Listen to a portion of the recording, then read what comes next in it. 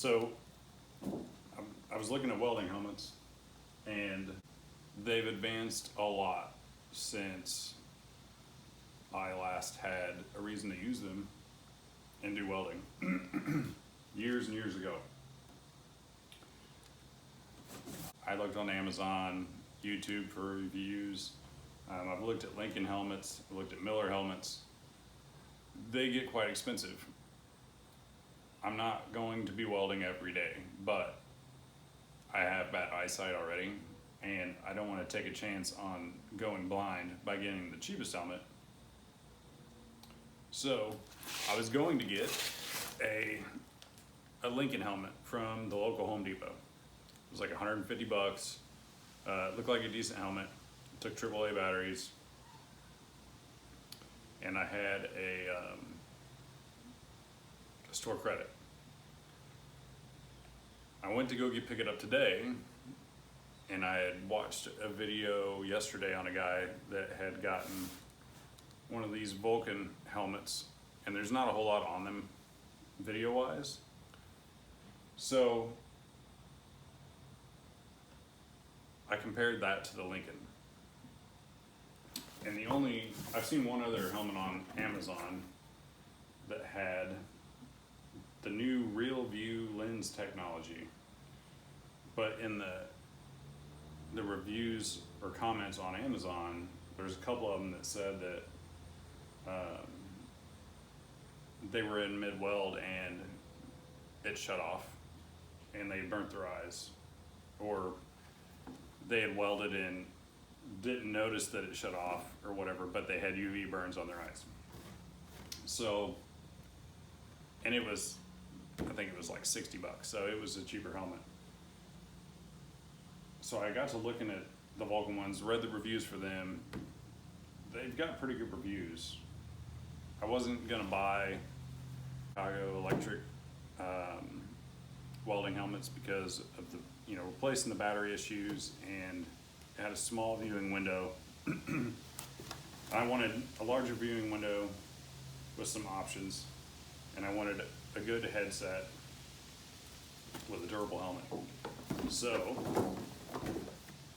I picked a Vulcan one up at Harbor Freight that I just recently started shopping at again. And we're gonna check it out. Because the other video I saw, the guy was having problems. So we got the helmet. We got the battery that goes in this unit because it doesn't come pre-installed, so it should be a nice fresh battery. We've got 3 outer protecting lenses plus the one that came on it, and then it looks to be 2 inner replacement shields. We've got the manual, and that's it.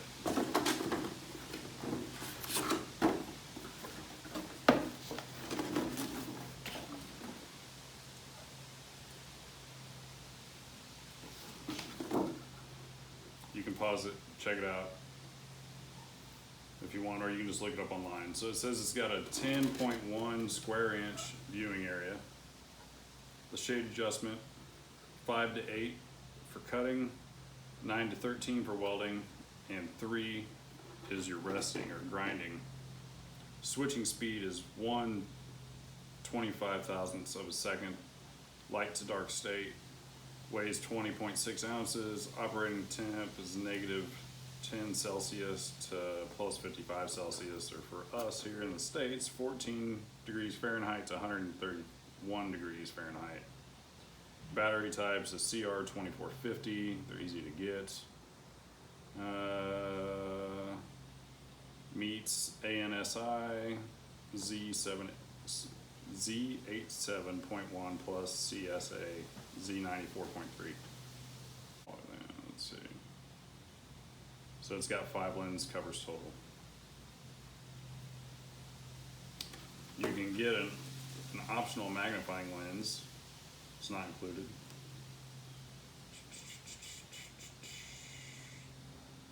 Sensitivity adjustment for multi-arc shop welding, delay time, adjustment from dark to light. And you can, I think, set these for spot weld also. It's got 4 independent arc sensors.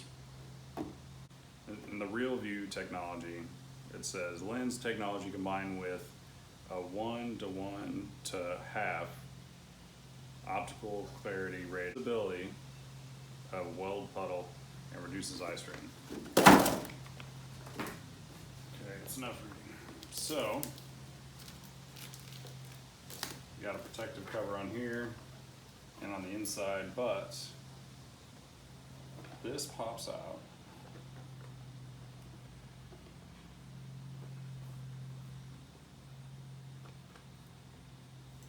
So,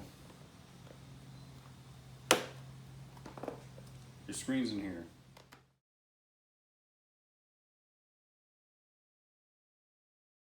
You got these little tabs at the bottom.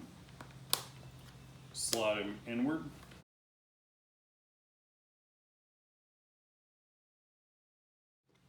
Pull up. And you got 2 tabs that are a pivot point at the top to take that out. And there's your outer protective cover. Here's your inner, which your protective film's on right now. The battery clearly says it's at the bottom here. So,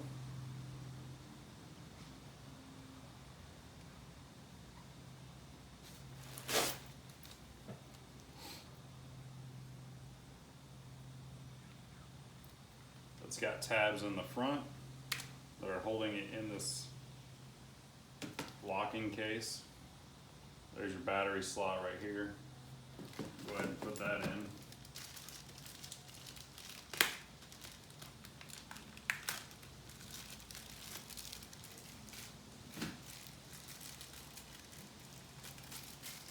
And the battery is in a tray, so when you change this, don't throw the tray away.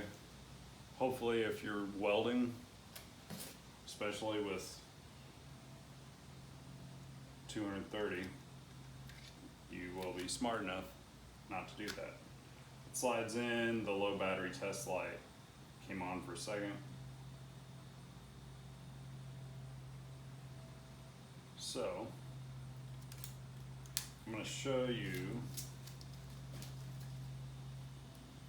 the tint on this, and then it looks like I can hit the test button and it will auto tint. So we're going to see how clear you can actually see through it to get on your weld spot to start with. And then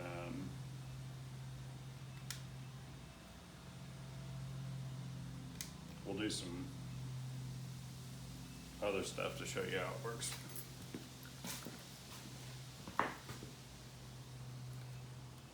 So that's it. It's pretty clear. It's a really big viewing area. And if I hit the test button, I got my camera set up on a ladder with a clamp because I don't do a whole lot of videos. So I just kicked it right back with the mirror image. It tinted so dark.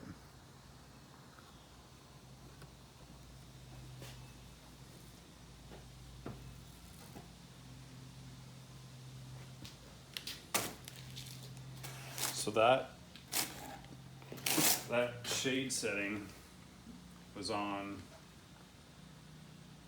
9 or 5. It's got your, make sure you can see.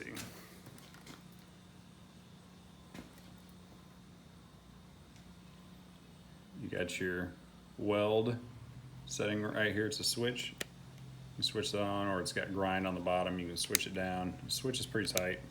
Doesn't feel loose, poorly made. You've got dials for delay time. Focus.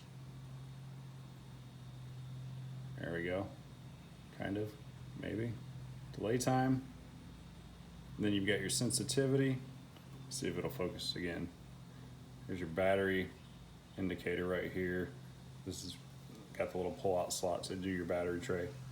And then you have your shade settings, your battery test, and your shade on for your 9 to 13 setting at the top. And then your shade, come on now, your shade to 5 to 8 setting at the bottom, it looks like. So 5 to 8.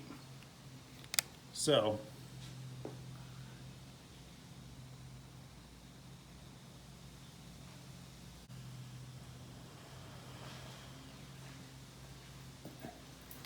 that's how it looks. There's the front. So you got to put this back together. This flange faces the inside of the helmet. So we're going to put the top in first.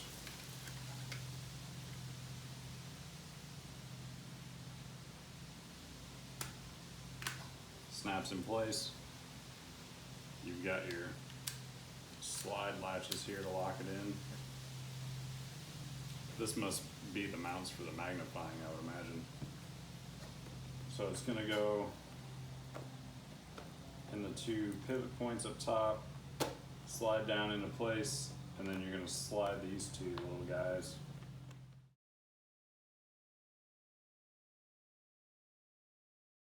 to lock it in.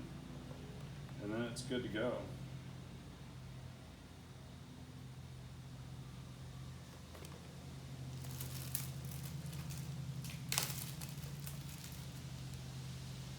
See how it fits. The straps feel good. They don't feel super thin or flimsy. You got top adjustment. I got a big head, so that's helpful. You got your ratchet on the back. Feels nice. You've got your forehead pad, which is removable, so you can wash it, whatever. Got tension knobs on the side.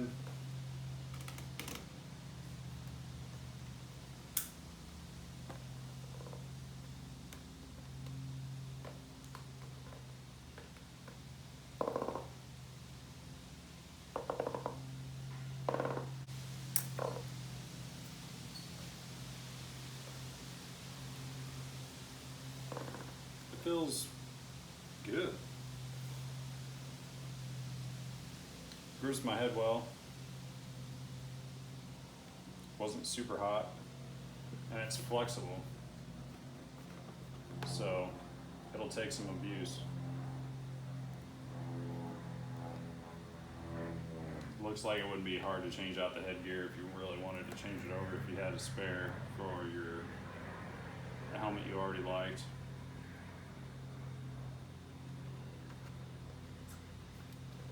I think it's a good looking helmet. Nothing flashy, nothing fancy. It's got a large viewing area that I can see really well out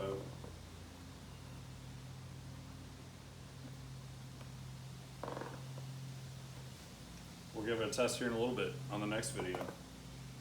We'll see you then. So I tried out the welding helmet. It worked really well. I was able to see the puddle very clearly and pull it without going off my my line. And I remember the last time I welded, which was 10 plus years ago, probably closer to 15. If you were just doing a test weld, practicing, or if you're trying to run a straight line, a lot of times it was hard to stay on that line because you couldn't see where you were going. It was just too dark. So worked really well. I did some flat welds, and then I also did some vertical welds, which were very bad. But I was able to see very clearly. So I look forward to using that helmet, and the reaction time was great. It came on and and tinted quickly. I didn't have any issues with it losing the tint. I tried it out in grind mode. Grind mode worked fine. I'd never used a helmet in grind mode before. I usually just throw on a pair of safety glasses and grind away. So it worked. The welding worked. I was using some .030 flux wire because that's what I had available at the time, and I just wanted to try welding some scrap steel together. It worked really well. So I look forward to using it. I feel like it's a good investment. I know I can replace the battery in it. As long as I take care of it, I think it'll last a long time. At least, hopefully it will. So, thanks for watching the video. You guys have a great